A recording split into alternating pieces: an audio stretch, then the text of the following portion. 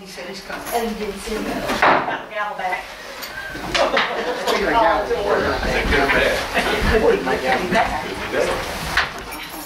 I pledge allegiance to the flag of the United States of America and to the republic for which stands one nation, under God, indivisible, with liberty and justice for all.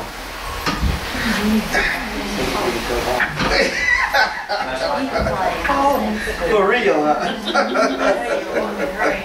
Okay. Okay, I'll accept that. Let's see here.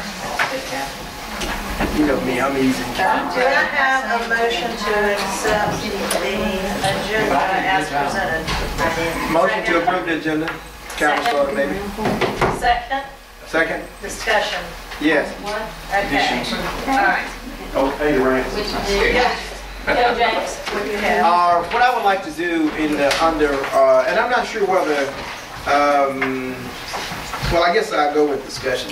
If put it on discussion, hot topics from Wednesday or Thursday visit to Jackson. I can't remember what day I went up to the 8th. What was that? Wednesday? Wednesday. Yeah. It was Wednesday. Yeah. Just a quick update of some of the things that happened there. From the MSBA? Yeah. Okay. Then I'd like to add, you have, yeah, that's under discussion. Then the items you have in front of you, adding one thing to the claim stock that an administrative assistant of the school currently left off so we can pay them. Dispose of surplus equipment for technology department, those are things that are broken. And under personnel, accept a resignation of a bus driver who's moving. And one other item under discussion, extracurricular activities. Discussion with the board on that. Do we have any material for that? No discussion, just to discuss, to set up something for what I want to do.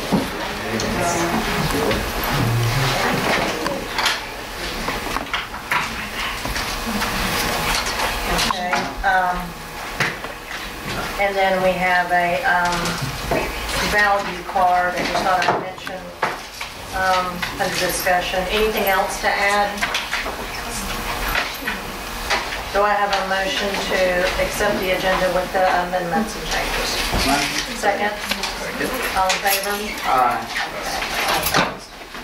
All right, minutes. Do I have a motion to accept the minutes as presented? Motion. Second. All in favor? Aye. Was there any discussion before we, all opposed? Okay. Bids received for cafeteria corridor addition at Quarles. Do I have a motion to accept as presented? Motion. Second. Discussion? Yes. Okay. Have we talked about this? Well, that, Yes, sir. Before, back last summer, before it ever went on bid, it took forever for it to go on bid. This is the corridor addition at Quarles, so that it was going on the west side. It connects from that door outside the office on the west side to the cafeteria, so students can get to the cafeteria without having to go outside. It's a big safety issue. Now, plus with weather, it's a health issue. We talked about this was in a long-range plan. This was going to be using the rest of the ARA funds. It took a long time to get the project out for bid.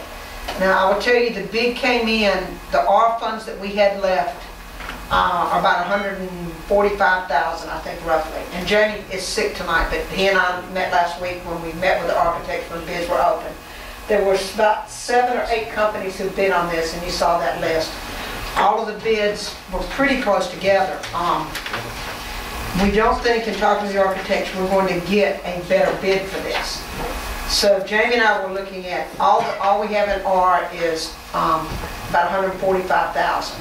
So it's about $75,000 over that. I'd really like to see the project take place.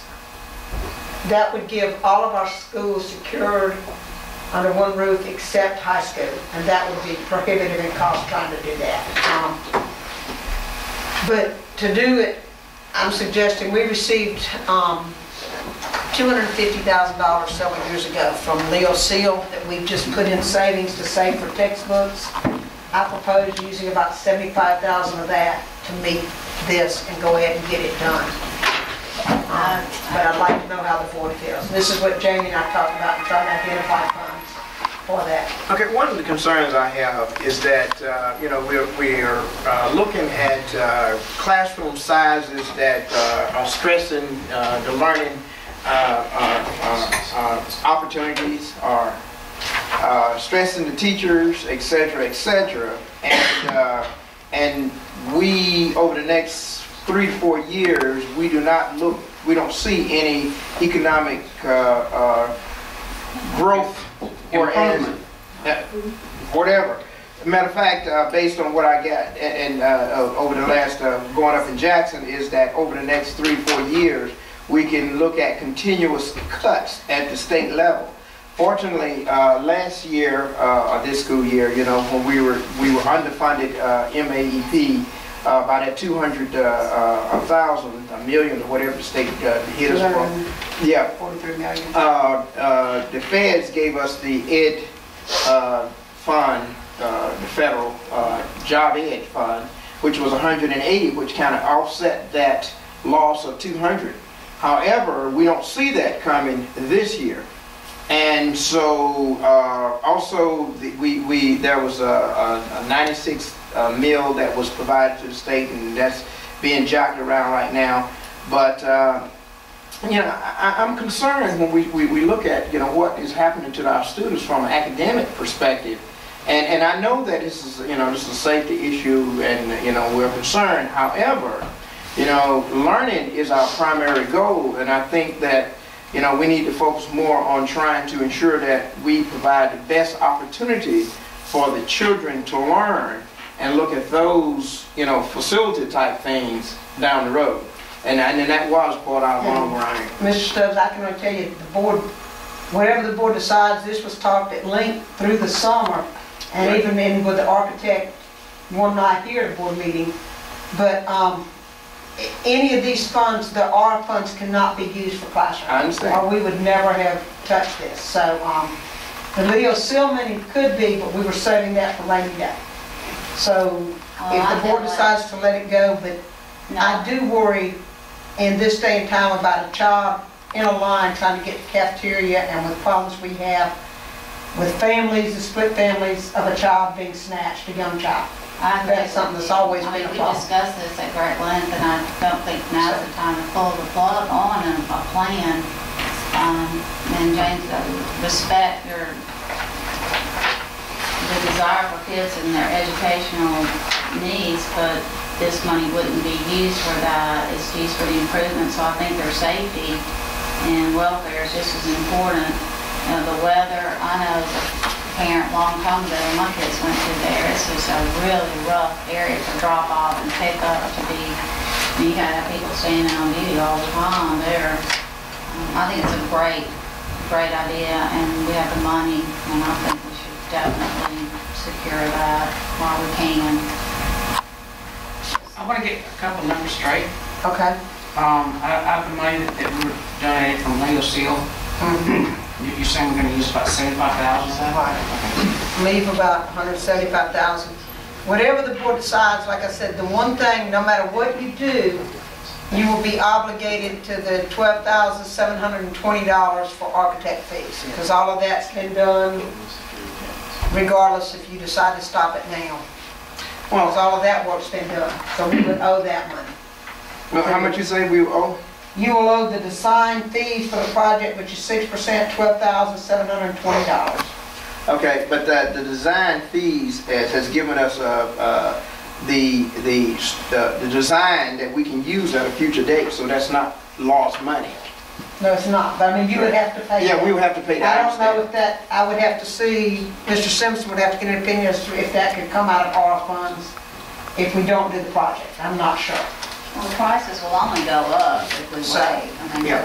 Well, but you Are know, these funds time limited, or? Yes, by, Jim, is it this summer, or do you know? I don't know the deadline. I know they're time limited, but I It is don't time know limited, when I they're. don't know. The bid is good for 30 to 60 days. right. And I'm not sure other than that. I know there's a time limit on the funds,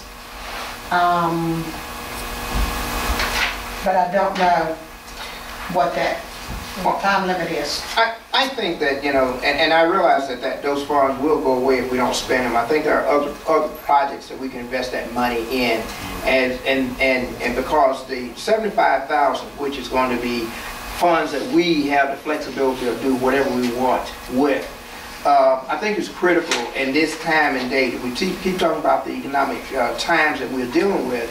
$75,000 is a considerable amount when we start talking about salaries or bringing in assistance and other programs that is going to help enhance the education or student achievement.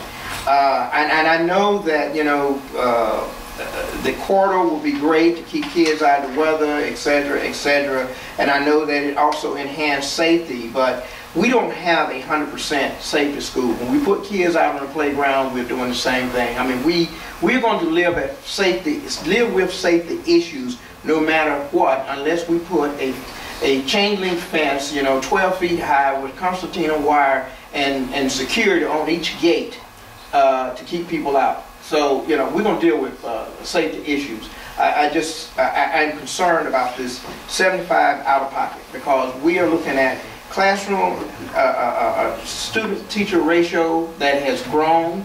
We're looking at the size of classes that's getting to the point that we're going to have to look at additional teachers, etc., etc. And I think that we could better utilize that $75,000. That's James Stubbs' opinion. And I mean, I respect what you're saying. I just feel that that's why we have Ms. Hamilton to run the schools and what the needs are for the classroom sizes and teachers and safety and so forth. Our job is for money, and we do need to save our money, but we also have to ensure that we support. I mean, I don't understand why we discussed all this, paid somebody to do the design, and I mean, we're just wasting money and then pull the plug on not finishing the task. Well, when we discussed this, and I'm just going to go back to time, when we discussed this, we didn't know that the governor and the legislature was going to underfund MAEP as they did. That came about in the June time frame when we started. And we also know that they are saying that for the next 3-4 years, we're going to continue to experience cuts. No, James, we knew for at least 3 years that there was going to be. But how much, though? This is not The question is how much. You can't say.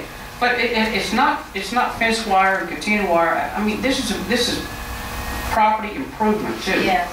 And I think also student achievement is one of our primary goals. Property improvement is great.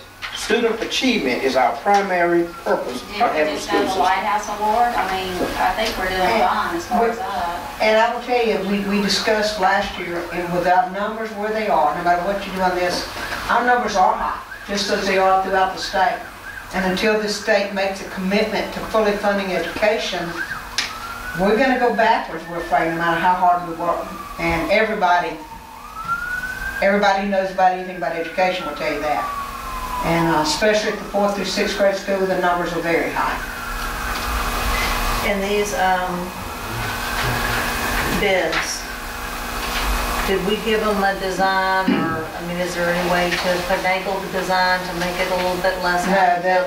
We looked at all that. We looked at all that beforehand. There's so much electrical work that has to go into that. That's what's driven these costs. Okay. And that's what's driven them up, because all the electrical connecting everything with cafeteria and the school and all of that is involved in this. And there's electrical costs are what's the big part of that. Are the electrical costs connecting one part of the building to another going to lead to much more? I mean, have they thought about that? I mean, are we going from old wiring to new wiring? And they've looked into all that, and there's $10,000 contingency built in here that they think is well enough to cover it. Like I said, one reason it took so long from last year to this year was the engineers having the time to get all the electrical. So like I said, that's the... Our workers do have air conditioning at the cafeteria.